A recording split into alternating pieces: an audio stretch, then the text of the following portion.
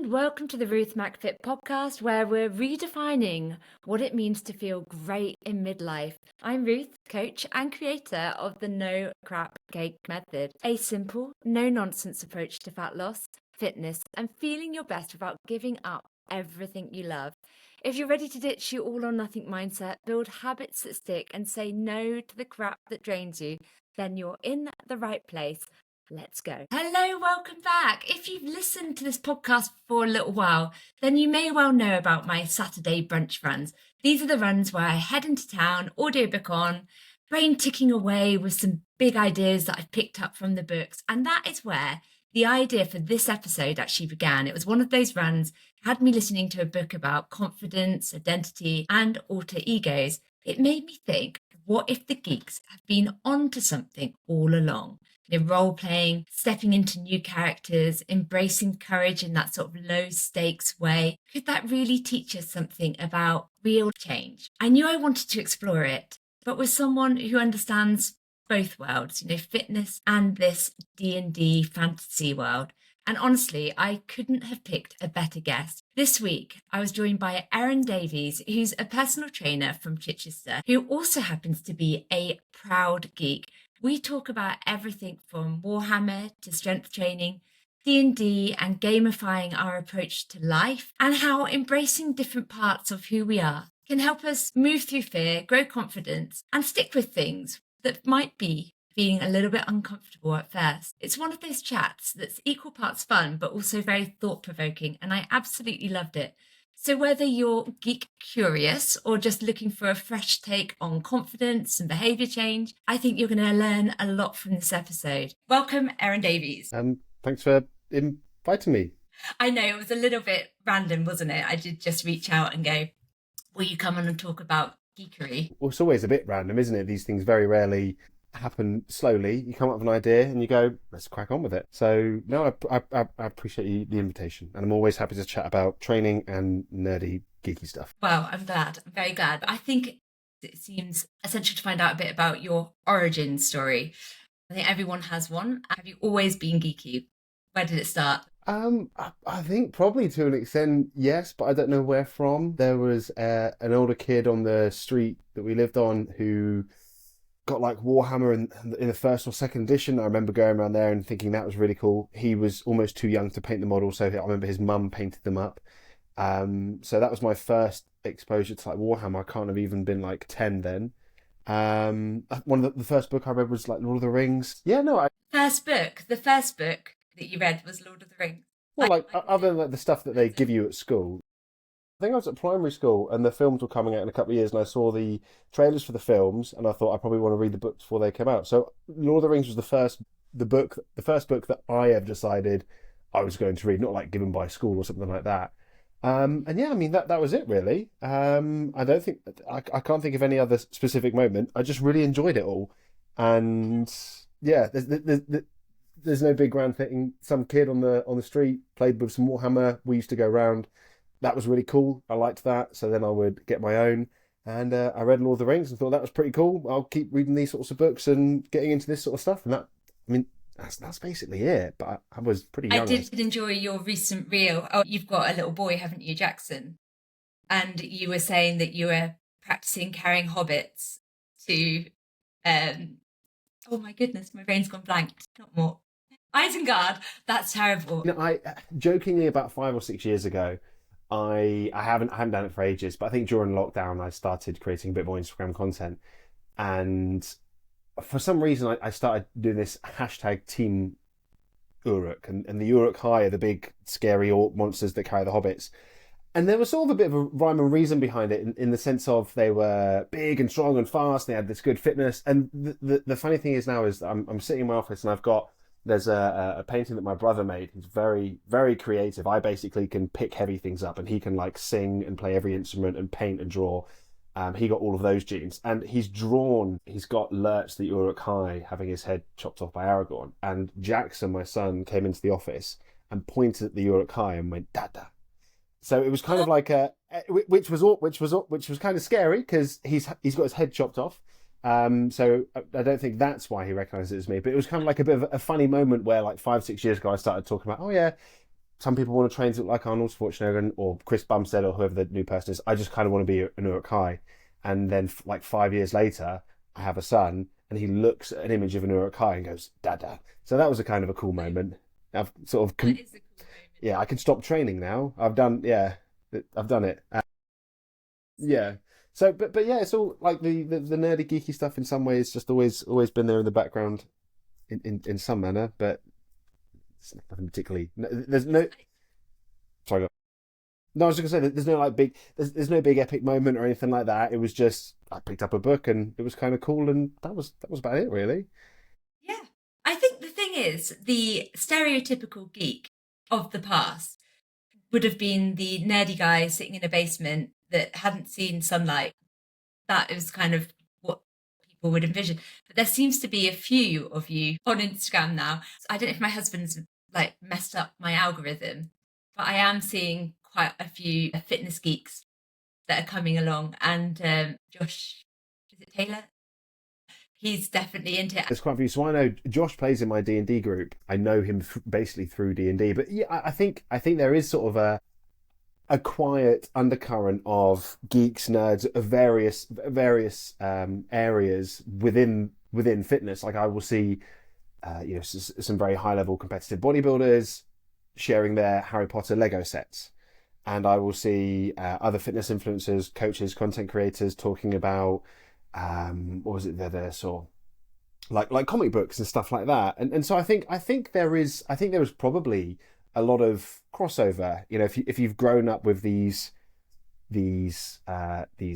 heroic figures in mind, it's kind of, I guess maybe that there's something there where you yourself are inspired or motivated to be like these people who you grow up reading about, and they tend to be strong and fit and capable of rescuing people and slaying dragons. And so you're like, well, I can't slay dragons, but I can lift heavy weights, and if I had to slay a dragon, that would probably help. So I imagine there's a lot of crossover, and where it's okay to sort of talk about it and share it now. I will speak to a lot of people who are into their training, whether they're coaches themselves or they just like the gym. They go, oh, I really love that stuff. They'll see the book on the shelf. It's in the back of my video, and they'll leave a comment about, I recognise that the Dungeon Master's Guide a mile off, even though it's like if I'm using cinematic mode, it's like a bit blurry. So no one who knows what it like, no one else would have a clue. But there's people that just see that and pick up on it. So I think there's definitely like geeks still in their basement, but their basement now is social media. And every now and again they come out and they see other people sharing their geeky stuff, and they go, "That looks really fun. I do that too." So I think it makes you feel part of something bigger. Like whereas it was just a quiet thing that people did on their own, now it's like, yeah, I'm in that club. I was showing my husband some of your stuff earlier, and he was like, "Oh, interesting." I think he said corn art me. I think he said, he was like, "Oh, he paints those guys." So when my husband says goodbye to my son at the bus stop every morning, is it blood for the blood god and skull for the skull throne? So he just shouts blood for the blood god, and then he replies skull for the skull throne, and that is how they leave each other. And he said, "Oh, it's from that, and I was like, okay. But your fitness journey then, you are personal trainer. I'm assuming you've always been into fitness. That might be an assumption that I played guitar for about 6 months before my brother picked it up and was better than I was in 2 days than I was in 6 months, so I stopped that. But the lead guy of my favourite band had really big arms, so I wanted to lift weights. I played a lot of basketball at the time. My knees were shot to pieces, and I got into the gym as well to see if I could sort of rehab them and get back to basketball. I was about 14, maybe 15, I don't know, and just picked up some weights and loved it. And then I was that annoying kid at the local gym who would like take their mates in and tell them how to exercise, and the actual personal trainers would come up and say, "You can't do that, mate. You're not a personal trainer." So yeah, like I've been training for probably 2 decades now, and coaching unofficially, illegally, probably for just as long. So yeah. No, I've been doing this for longer than I haven't been doing it, I think would be a fair thing to say. But what I like about your approach to health and fitness is that you keep it quite simple, in the sense that you try to say to people, you break it down. It doesn't need to be all of those complicated things that you might be seeing online. Just keep it back to the basics, and and try and make it accessible for everyone. Yeah, I think I've definitely been guilty in the past of overcomplicating things, but I didn't really do much on social media then, so it probably didn't have much of a negative impact. I think people that are into stuff find themselves in a position where they want to tell everyone about all of the things that they learn and that they know. And most people don't need to hear that. It doesn't help them. It just complicates things, or it makes them focus on things that don't matter. So some people really love biomechanics and exercise mechanics, and they will learn some stuff that I can't even comprehend.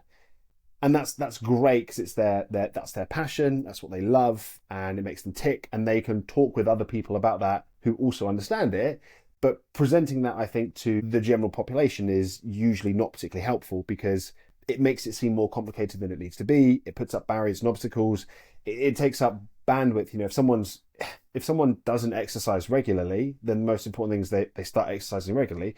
And if they find themselves confused or worrying about, well, hang on a minute, I've got to make sure that I get this particular exercise, or that I have this particular biomechanical reasons for I'm doing something, I just don't think it has much of an impact in the first place anyway for most people. And I think it probably hinders more than it helps. So I try to put things as simple as possible within reason, not because people can't understand complexity, but because I just don't think that it necessarily helps. But I've definitely overcomplicated stuff in the past. And between coaches, I think it's okay to do that. You know, if you're speaking to another personal trainer or coach and you want to geek out about that sort of stuff, in the same way with, like, you know, talking about the geeky stuff like D&D, I've got a friend who also runs D&D, and so we will talk about these new complex rules that come out. And when I run D&D for my players, I don't talk about that stuff because some of them struggle to remember that they get 2 attacks.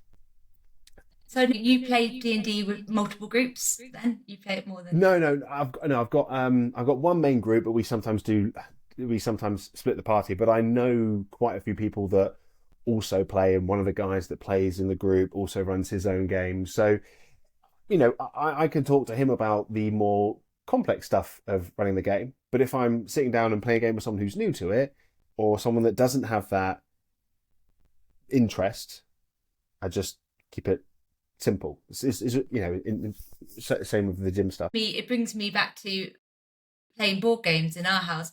I don't love learning the rules of the game. I just want I want my husband to learn the rules and to really know them, and I want to play it as I'm going. And honestly, if he gets out the board game to play and that rule book comes out at the same time, I'm like, oh no, I'm done. Go away and learn it and come back when you know the rules. So I have never played Dungeons and Dragons before. It wasn't something I ever thought that I would be playing. But I was suddenly like, maybe it's a really good opportunity to create a character that can be completely different than me. So we started doing all of the sheets, you know, and so I didn't realize that there were different types of rules and different. Well, I was like, which rule book are we playing from if we're going to do this? Like, I had to download D&D Beyond, if anyone knows what that is, and create my character sheet on there. I went way into the backstory, but didn't really understand the rules very much. But even that was quite fun doing. There's a lot to pick up.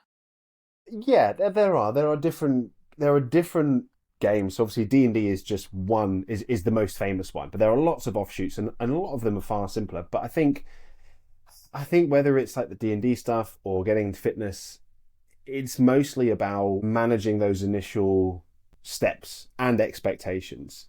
So we did our first game yesterday of a different rule set, which is meant to be more simple anyway.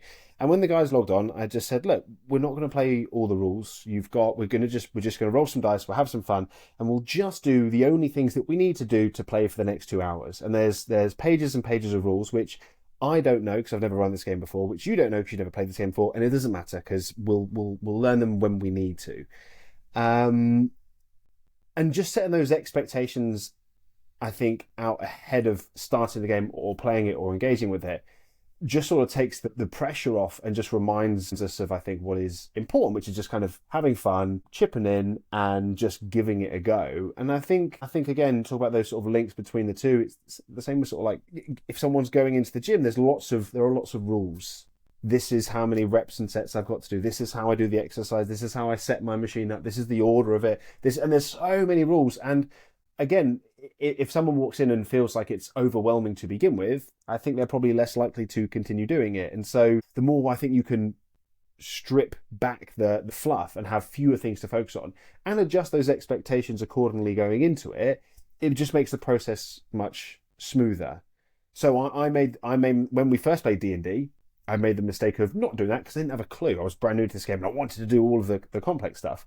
And after a while, I was like, this isn't working. We need to just forget about half of this book. And like, to be honest, I've got like the Dungeon Master's Guide and I've read like 5% of it. If there comes a point where I need to know about a specific rule, I can go and look it up. But I think being that person or being told that you need to know everything in advance, usually can overwhelm people, get them to be frustrated or disappointed, feeling like they're not doing everything that they could or should be doing, and then you just end up ditching it in the long run anyway, which is a bit of a shame. But you only find that out by doing it in the first place and realizing that you're trying to do too much too soon. 100%. And I would definitely, with the D&D, the thing that I struggled with was becoming that character, because I know that books I've read in the past talk about if you are lacking confidence doing something. So everyone's capable of changing, right? So, but we might have been somebody in the past that, I don't know, we weren't very sporty. We defined ourselves as not being fit or sporty, or we were always that kid, however it was. But there is that kind of whole concept about you fake it until you become it or make it or whatever. But a little bit of me was like, well, if you're creating a D&D character, then maybe you're nervous about playing D&D, but you're there and you're going to play it. Could you embody that character before you even begin? That character is somebody that they, she, he, whatever, wouldn't get worried about heading into a game with new people. So you're going to take on those characteristics as you approach it. Like, do you find that easier to do? Because do you do voices? I mean, how far do you go into the characters? So I sometimes go full theatre kid. It depends if Jackson's sleeping. If it's bedtime for Jackson, he's sleeping just above me, I won't go full theatre kid then. I think, again, in a broad sense, I think it's about framing those expectations. So I think one of the cool things about D&D and most hobbies and training, I guess, is that you can decide at what level you want to engage with it. And that's perfectly fine. And it's kind of tricky to do that, because if you play a board game against someone, you've got very specific rules, and the game is you put the pieces on the board, you play the game, someone wins, someone loses, you pack the board away. And D&D and that sort of stuff is a bit weirder because it's ongoing potentially forever, and there's wiggle room or there's scope to engage with it however you want. So generally speaking, I say to my players, and what I say to everyone is that you don't need to do anything that you don't want to do or you're not comfortable doing. I think we get this idea that role playing in the D&D sense is doing the voice. And to an extent, it could be. But role-playing is really, I think, the way it was phrased to me that I picked up from someone else was just role-playing is just your character making a decision that you wouldn't, because and that's basically it. So you are a player and you have a character. In the situation your character is in, you might decide to do a certain action or say a certain thing. But if you understand your character, they might not do that. They might behave differently. And so simply sitting at the table and saying, my character says this, and even doing it in the third person, not in a voice, is a perfectly reasonable way of playing. And then from that point on, you kind of just decide how far you want to go into it. And I think you just give it your best go. And you accept that it's going to be really uncomfortable, really awkward. The first time you do it, everyone's going to laugh. But just like with anything, if you show up for long enough, it starts becoming more comfortable. So I do voices. I'm not very good at them, but I try. Some of my players do voices, but not many of them, and that's fine. But I knew that I would have to be the first one to do it because I'm running the game. I set the tone, and so I do a voice, and the first that comes out awful, and obviously they all laugh. They're in hysterics. It's all very silly. I feel a bit uncomfortable, but there's nothing else to it. You just have to keep going through that process and just accept that you're going to be uncomfortable. And if you don't step out of that comfort zone, you're just going to be stuck there anyway. So I guess you kind of fake it till you make it to an extent. I think for me, it's more just, it's just accepting the process. It's, I'm not particularly comfortable at doing like the voices. I'm struggling with working out how to behave like another imaginary character. I'm not sure what the rules are. I don't understand which dice I'm meant to be rolling. None of this makes any sense. All of those feelings are completely normal. It's a very complicated game. It's a very weird game. If no one's done it before, if you've not done that sort of stuff before, it's so difficult to wrap your head around. But all you can do is just show up for that session, just give it a good go. And I think so long as you're showing up with intent and you're paying attention and you just give it a go, eventually you get to whatever point it is that you want to get to anyway. I don't know if that answers the question, but that's the way I sort of approach it. Those are the conversations I've had with players. If someone new joins, or someone one of my friends joined about a couple of years after we've been playing, and I said, hey, look, it's going to be weird because some of us are going to do like funny little voices, and you don't have to do that. Like some of the guys don't, some of the guys do. Some of the guys talk in first person, some of the guys don't. You can do whatever you're comfortable doing, but know that if you want to get there in the end and you want to do the silly voices, that's awesome, that's cool. But no, there's no expectations, there's no pressure. And he said, he's like, it takes a real vulnerability doing that stuff, because you kind of, you're silly, you put yourself out there, and you know that the first few times you do it, people are just going to think you're weird, and they're going to laugh, not in a fun, supportive way. And you just go, it's just what's going to happen. And eventually, other people will go, actually, it's kind of fun when Aaron does the voice, so I'm going to do a voice, and it's kind of fun. But I feel like that is something that we could take into life in general, because when you do something new, whatever it is, it feels so uncomfortable. I remember going on a paddleboard for the first time and I was like, I'm going to fall off. I'm going to feel silly. And there was part of me that was like, I don't want to, it's really hard being the beginner, the complete beginner, going back to being the person that really doesn't know. As a kid, you're kind of happy to be a beginner because you're learning everything. But as an adult, I think it's harder. But you do it and you fall in and you feel a bit silly, but then it gets easier. Or even social media, you're videoing yourself and you feel like an idiot, and then it gets easier. Yeah, I think again, from in my mind at least, it almost always comes back to framing those expectations and the pressure that you put upon yourself. And like you say, paddleboarding, hobbies, gym, filming yourself, like at some point, if you're new to it, you're going to be a beginner and you're going to be rubbish. That can be a really bad place to be if you have expectations of what you feel like you should be able to do. If you see yourself, I think, as someone who should be able to do these things, other people can do it, why can't I? Other people are really good, why aren't I? And I think that sets you up for having a bit of a tough time. Whereas if you can shift that perspective and go, cool, I'm gonna suck. I'm gonna be really awful at this to begin with, but I'm going to be awful regardless of when I start. So the sooner I start and the sooner I mess up, the quicker I can get better. And so again, I think if someone shows up with those expectations, people watch professional D&Ders online, like they stream it, and some of these people are professional voice actors.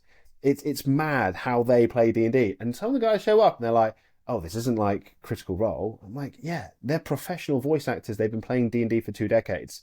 We're all rubbish.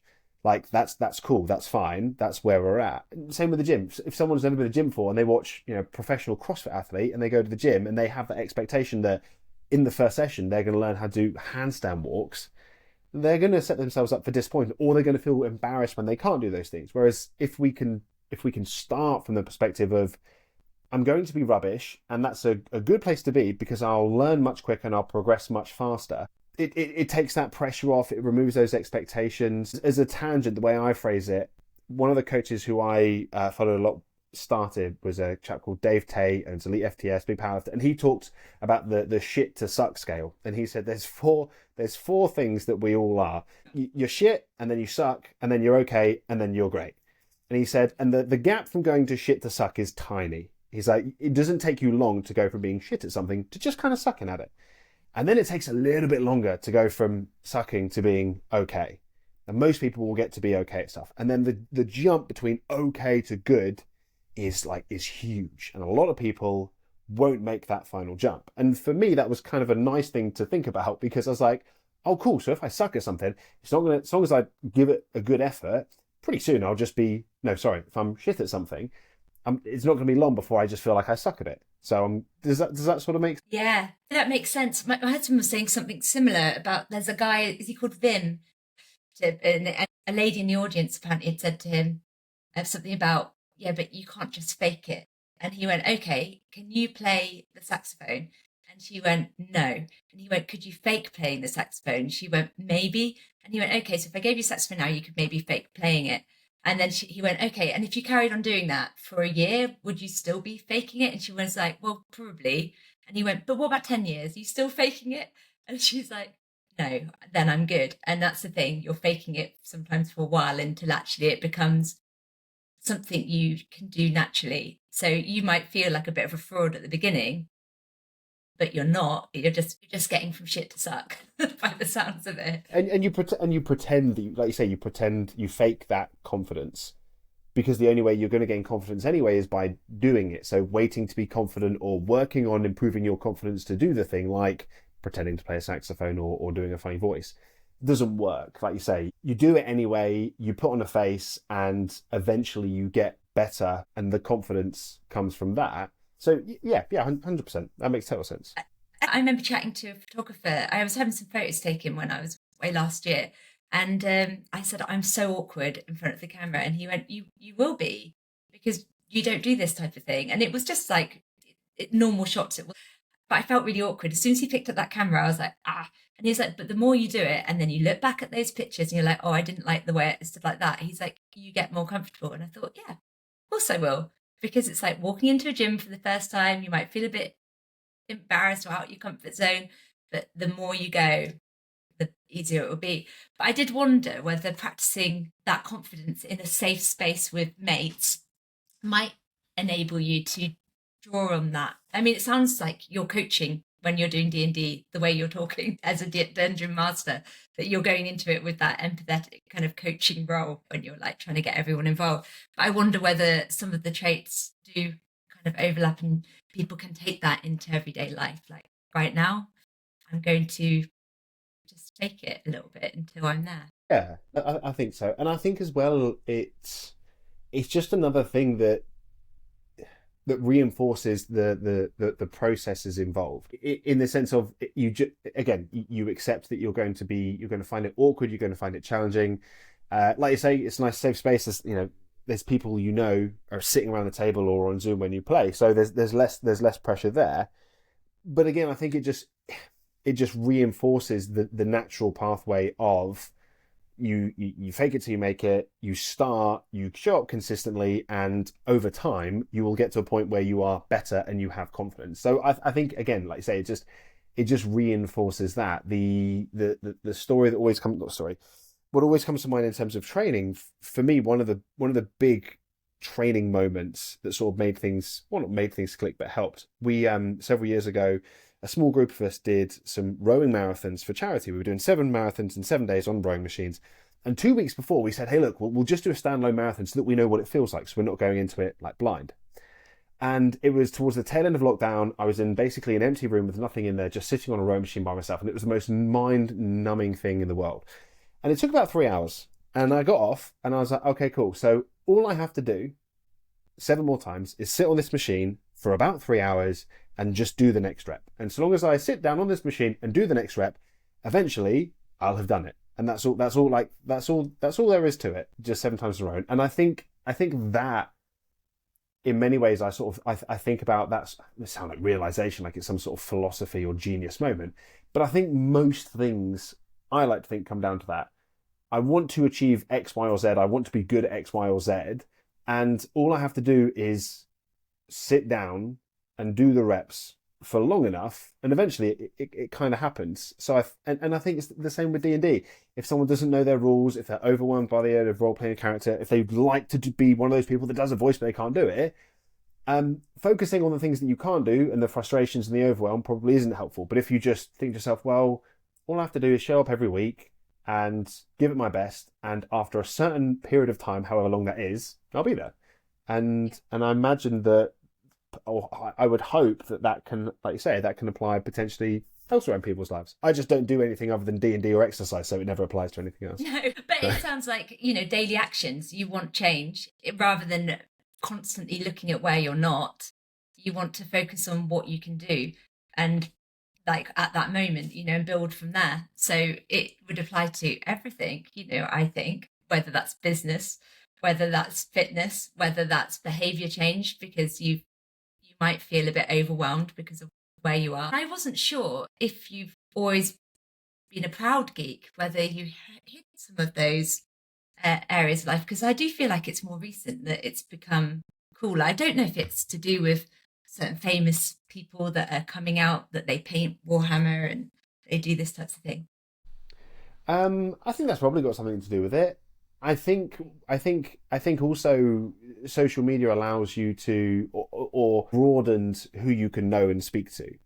So when I was at school, for instance, I didn't know anyone that was really into that sort of stuff. I really liked sports, so I basically hung out with my mates and I played sports, and then I'd read some like geeky books, and that was the extent of it because I didn't really know anyone else that was into it.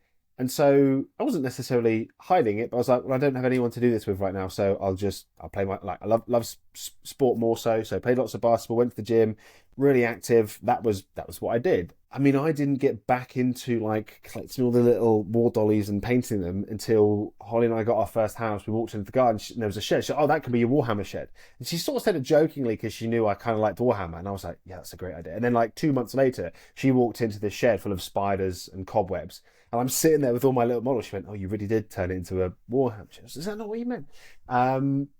But up until the point of like social media, I just think it's kind of, it feels like quite a niche thing, and it's not so easy to find other people who are into it. You know, if you are into rugby, there are rugby clubs in every town.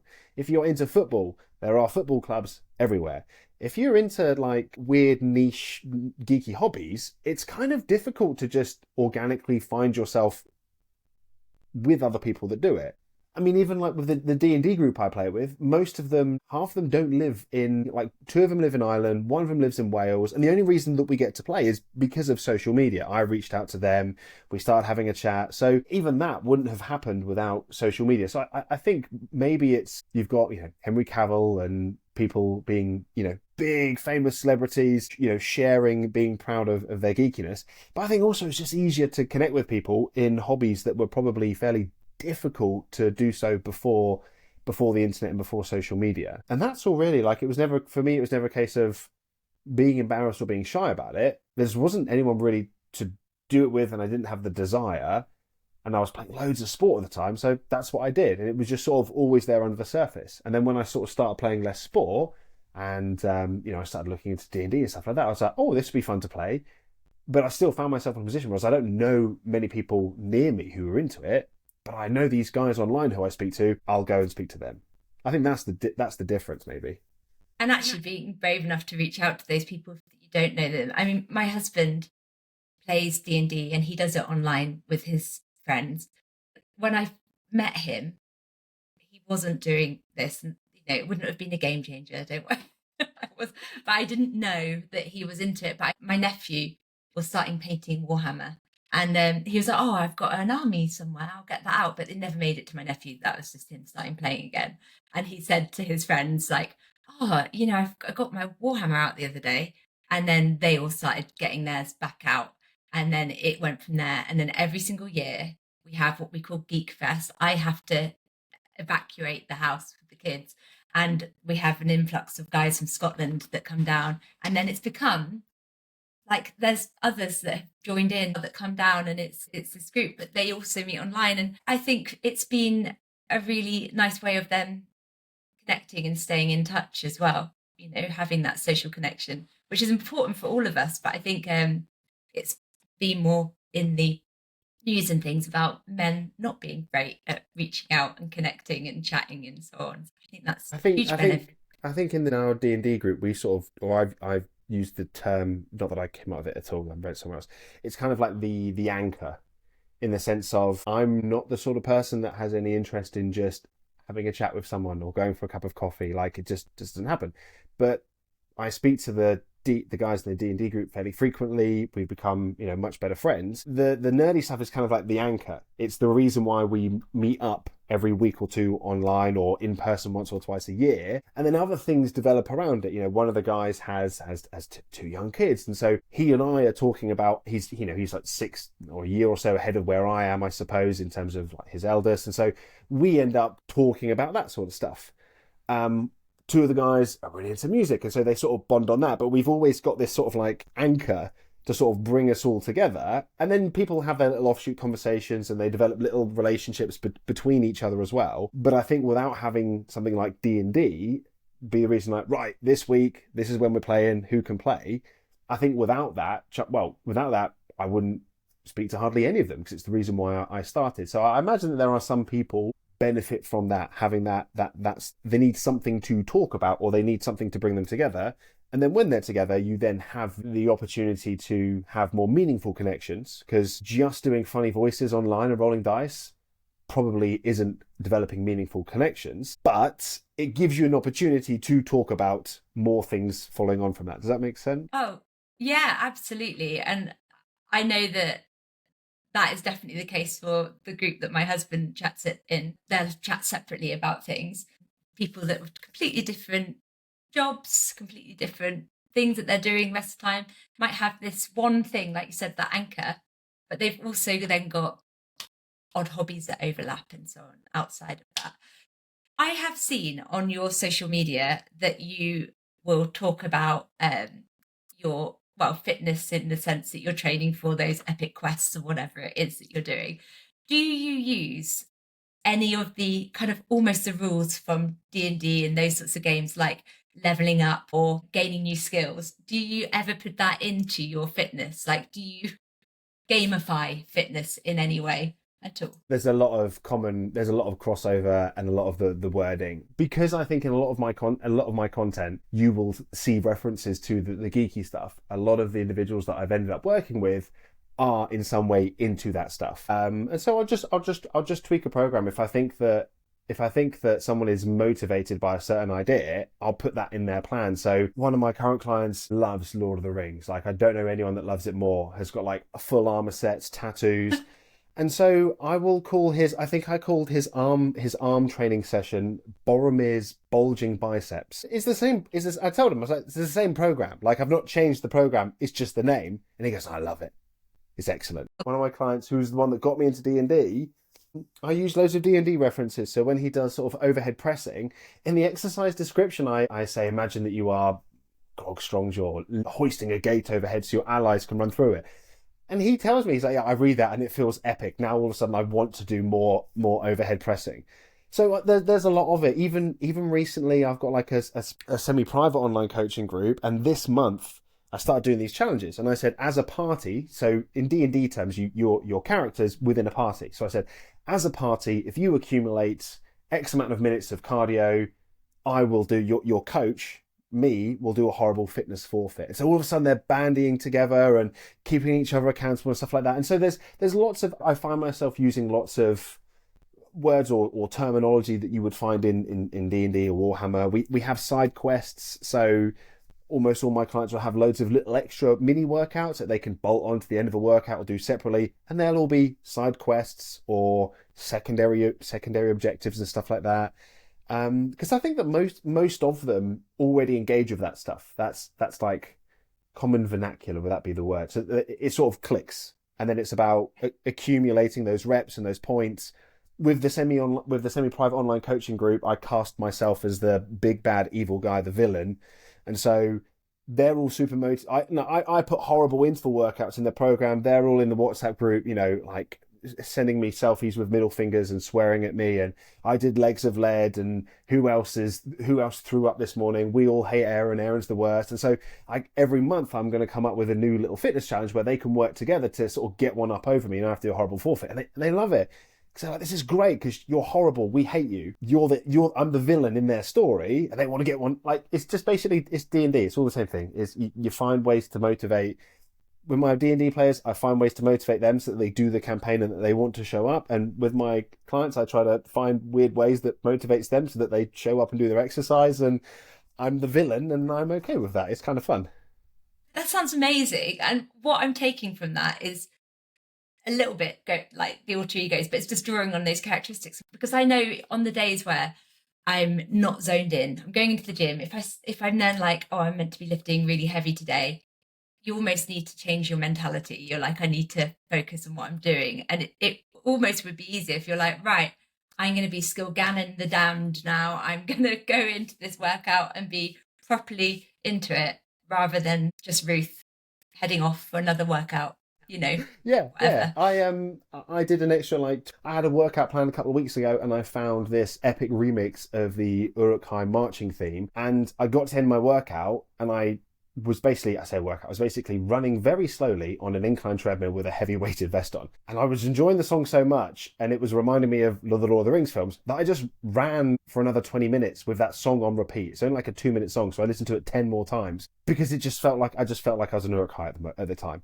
And some of my mates will get in touch and they'll be like, "Oh, I put on the Space Marine soundtrack because I feel like an Astartes when I'm doing this and that." So I think if you're geeky and that stuff makes you tick, I think just find ways to use it, whether it's because it's fun or it makes things less serious. Like training is pretty boring and serious, and so finding a way to get some fun out of it, I think, is probably sensible. Some people love like sports and football, and maybe that's what they think about when they're exercising. I don't know. I pretend I'm a imaginary fictional ugly orc from Lord of the Rings. That seems to work. I think a lot of sports stars or performers as well have been doing this for years, like taking on those different personas.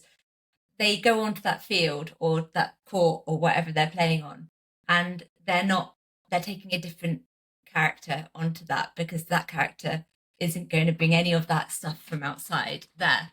And I think to get rid of those self-limiting beliefs that we might have, we almost need to be like that, is to find that place or that we can get really into and zoned in, embrace all of it. Yeah, I think becoming immersed in what you're doing makes it easier to get more from it. And again, I suppose that's something else that like weird little hobbies teach you. And D&D is a really good example of that. I think if you can kind of disengage from a lot of the external noise and people around you, the other things that are going on in your life for a very short period of time, and just focus on the task at hand. And if that means using your imagination, if it means using little psychological tricks and hacks, you end up getting more from it anyway. I think that we're all far too easily, or it's too easy to become distracted by phones, by other people. Whereas if you can fully engage with something and become immersed in it, you'll get 100% on that sort of return of your investment of time and effort. Whereas I think when people get distracted, when they're thinking about other things, that's when they don't put in what they could in terms of effort, and then understandably get a bit disappointed or annoyed or frustrated when they don't get the result or the outcome that they're after. So yeah, like athletes do that all the time. Although if you're a professional athlete, you've got a sports psychologist to sort of walk you through that, so it's probably a little bit easier. If you're in a gym by yourself, you got to work that out on your own. But yeah, it's all very very similar, I imagine. But I think we all have slightly different personas in different areas. You're not the same everywhere. If I was talking to my family, I would be talking differently than I would to a client, for example. Social media only sees a very small aspect of who I am anyway. It's just a different bit. So I think that we can embrace different characteristics. We almost just need to choose which of those ones we're going to take into fitness with us. The one that at work, maybe you're a really confident person that can just turn up at that meeting and rock it, and you kind of need to think about what she or he would do and use that in this situation as well. Yeah. No, I agree. It's a good point. So you said that you often an orc. Is that normally your go-to character then? I don't get to play a character. I'm the person that runs the game. Always. I've played a game once. It's an ongoing conversation trying to encourage my players to take the role of the person running the game. It's not something many people leap at the opportunity to do because of potentially, I think, the work and time involved. The flip side, I get to play as lots of characters, I suppose, when I'm doing my NPC voices, but I don't have a typical go-to. Although all my players seem to like playing dwarves. You can play absolutely any race you want, and almost every single person that I play with is a dwarf, which is fine, but it gets confusing because they also all end up with very similar names. But no, I'm the person running the game, so I don't really get to have a character. They're quite traditional, your friends, with their approach to character choosing. Then they're going with dwarfs. I think it's probably just because obviously we're all fairly new to it, and so if you've watched Lord of the Rings and The Hobbit, you kind of know what dwarves are like, and they're probably fairly easy and straightforward to play.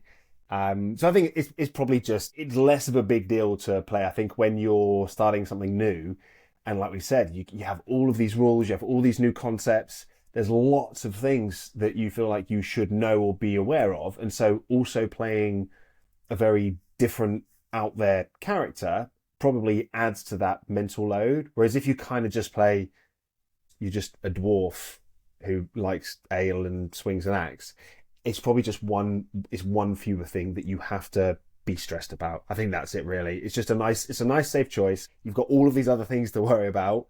You're just gonna play a dwarf, and in the years to come, you have loads of opportunities to play other fantastic, weird characters.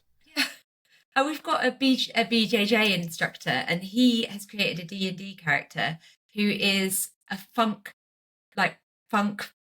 musician type character. He's got a big afro, and he was telling us all about this character, and he's kind of like the things that he can do, just incredible. And I was like, oh, automatically I would be thinking of those more traditional characters.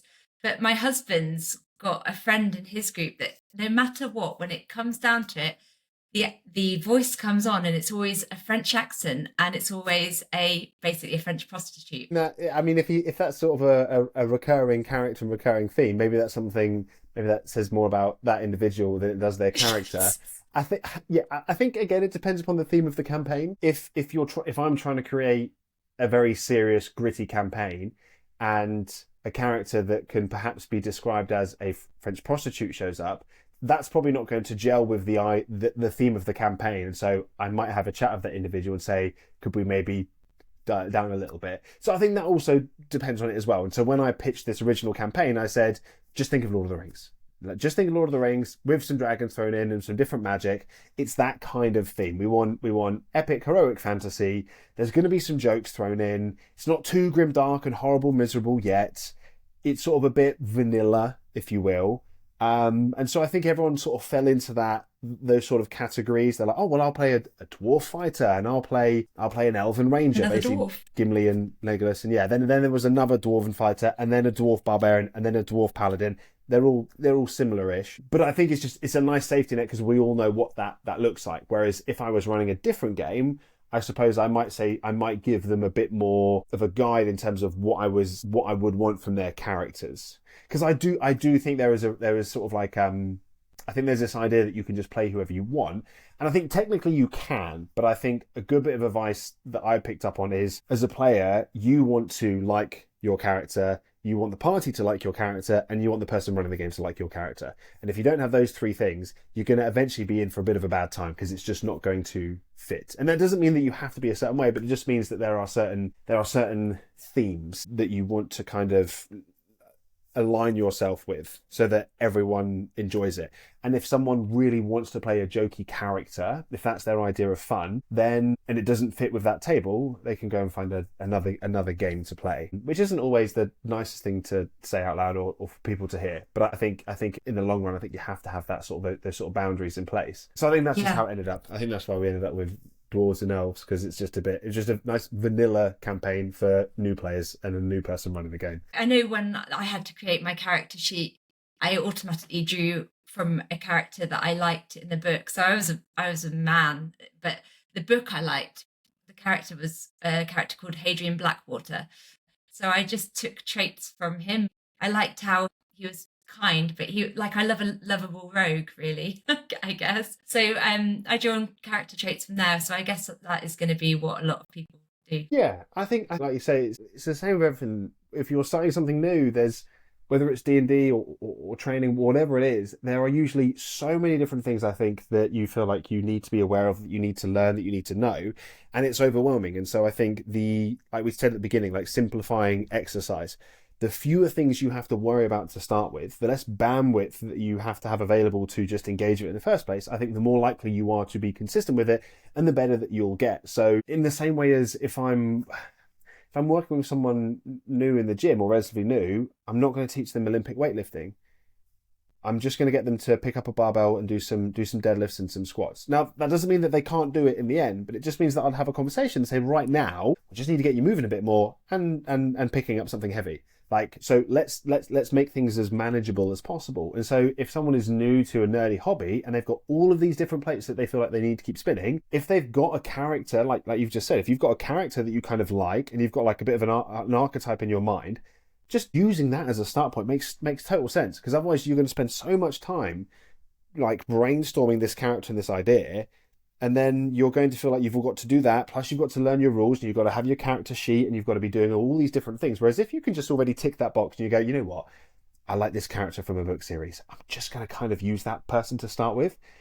Who knows, in 5 years' time, you might revisit, start a new game, do something, and you go, cool, I'm really comfortable with the rules, I'm great at doing voices, I feel really good right now, I'm gonna test myself and do a really weird niche character that I'm gonna enjoy playing from scratch. In the same way as if someone is generally fit, then they might go, you know what, this year I fancy doing a marathon. Like, that's that's probably not the smartest thing to commit to if you don't do any running. Being like, I fancy doing a marathon this year. It's like, let's just get you doing a 5K first. We'll get you learning how to do some lunges. Back to that in a little bit. Whereas if someone has done those sorts of things and then they go, you know what, I fancy doing a marathon, cool, fantastic. Like, you can test yourself that way. But if you've not done any of that stuff, it's probably not the best idea. That's not to say people can't do things. I don't want to be like putting a damper on stuff and telling people they can't, but I just think it's smart to, a bit like you've done, reduce the amount of mental work to start with. Yeah, but I think one of the reasons we stop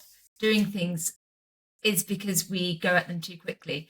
And that could be whether we are going about running and we decide that we're going to go start running all the time, then we get injured because we've gone too quickly. We've jumped ahead. We've skipped the prep work. With fat loss and things, which is what I help women with more, is that we will want to get results really quickly. So go and change everything immediately and it becomes too much. And I would say that's the same with exercise and going to the gym.